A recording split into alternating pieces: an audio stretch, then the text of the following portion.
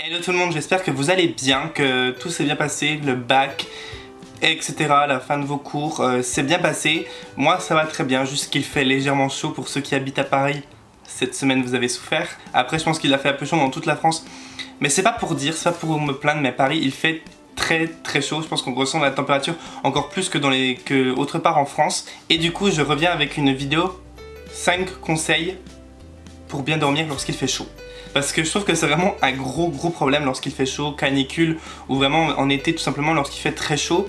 C'est comment réussir à dormir, parce que le chaud, moi personnellement ça m'empêche de dormir, je pense que ça empêche tout le monde de dormir. On dit toujours qu'il faut mieux dormir dans une chambre à 17-18 degrés il me semble, enfin dans une pièce fraîche pour bien dormir. Moi quand il fait chaud c'est pas possible, c'est vraiment l'horreur. Et du coup je me suis dit j'aurais bien aimé trouver ce genre de vidéo, je pense qu'il y en a déjà sur YouTube. Mais voilà, je vous donne les miens. J'ai rien inventé, je pense que vous les trouverez partout, mais c'est ceux que j'ai testés, que j'ai appliqués, et je peux vous dire que ça m'a un peu servi pendant cette semaine où il faisait 37 degrés à Paris. Bon, il faisait pas 37 degrés le soir, mais il faisait quand même 25, 22. J'ai un peu bugué quand même. Okay. Moi j'habite au 6ème étage d'un immeuble, donc du coup c'est un petit peu genre sous les toits. Donc du coup on cuit littéralement, parce que plus on est haut, plus c'est l'horreur. Et j'avais pas de ventilateur.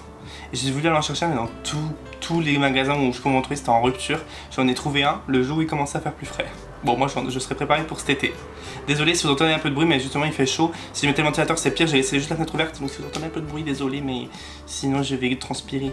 Et c'est pas une bonne idée. Bon, je vais arrêter de parler, ça fait au moins 5 minutes que je parle pour rien dire, donc on va continuer tout de suite avec les conseils. Premier conseil, ne pas manger trop lourd, trop gras, trop chaud le soir.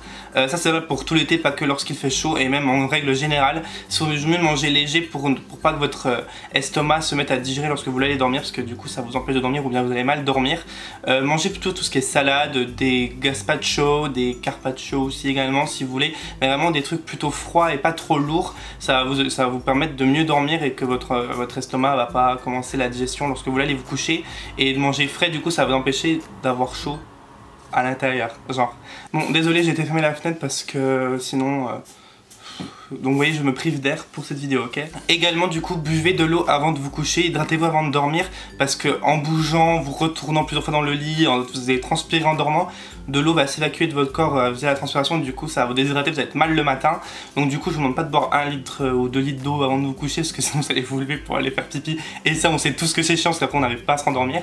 Mais buvez 1 ou 2 verres d'eau avant de vous coucher, comme ça au moins vous allez être tranquille pour le soir. Aussi, autre conseil que je pense plus d'une fois vous avez dû faire l'inverse, ou même moi je l'ai fait, donc maintenant c'est bon, je sais comment il faut faire.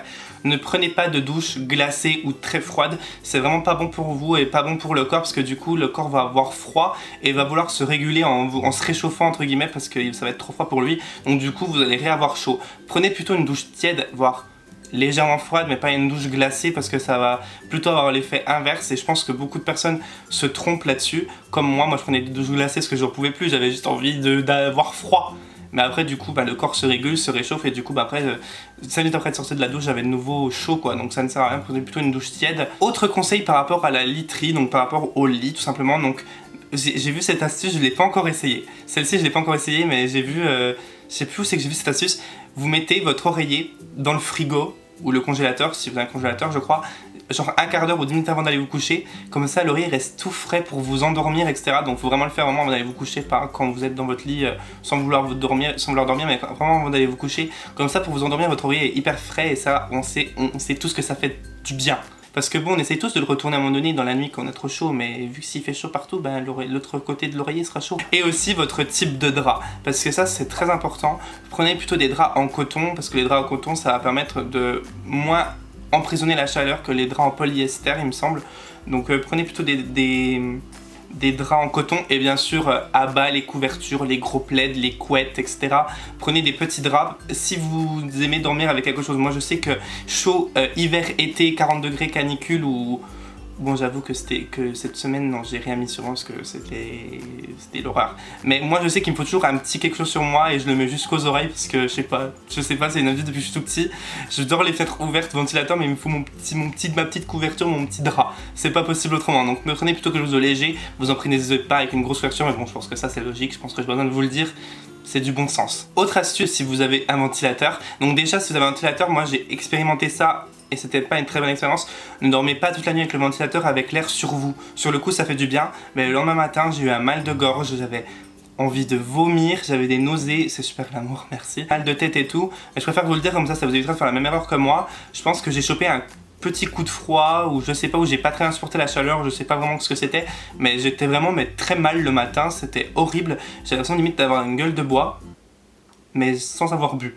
Donc c'est quand même très chiant. Et du coup, si vous avez un ventilateur, ce que vous pouvez faire sans le mettre sur vous, mais le mettre dans la pièce, c'est de mettre un tissu ou une serviette humide ou un petit peu mouillée devant. Ça va permettre en fait de véhiculer de l'air beaucoup plus frais dans la pièce. Donc ça, c'est une petite astuce aussi que j'ai expérimenté depuis que j'ai mon ventilateur et ça fonctionne bien. Mais vraiment, ne dormez pas avec un ventilateur qui met de l'air sur vous. Ventilateur, clim, ce que vous voulez.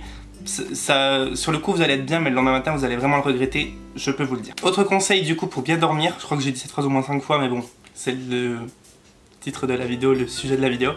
Mettez des vêtements amples pour dormir, ne mettez pas des pyjamas, des trucs hyper serrés ou des maillots pour les filles hyper serrés ou des... Ah non, ça je sais même pas comment les gens peuvent dormir là-dedans. Bon, moi personnellement, avec la canicule qu'on a eu en début de semaine, je dormais avec rien. Oui, je n'ai pas honte de le dire, j'avais trop chaud pour porter quoi que ce soit, c'est peut-être pour ça que je suis attrapé un coup de froid, je sais pas.